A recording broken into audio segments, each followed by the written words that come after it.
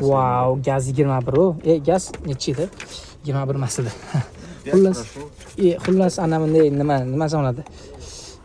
Antikvarniy mashina, retro mashina. Mana bu ruchniy ekan, splen, tormoz, gaz. Buni skori mana bu yerda ekan. 3 talik skori bor ekan mana. 1 2 3. Mana.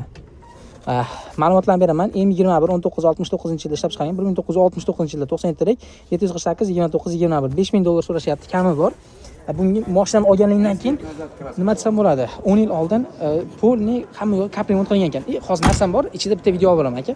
Bu mashinani olganingdan keyin antikvarniy nomer olishdan kerak. Toshkent shahar tomonidan o'sha nomerlar beriladi. Dokumentlarni o'zingizdan gaplashib olasizlar. Shuncha qimmat haligi zamonaviy mashinalar ichida bu mashina ajralib turibdi. Mashinani ko'rishlar mumkin, orqa tomoni. ANT, o'zi antikvarniy nomerda turgan ekan bu mashina. Antikvarniy nomerda turgan ekan. Chotki mashina bemalol dokumentlarim bo'lmaydi. O'zi antikvarniy nomer olgan ekansiz? Ha. Antikvarniy nomer olingan.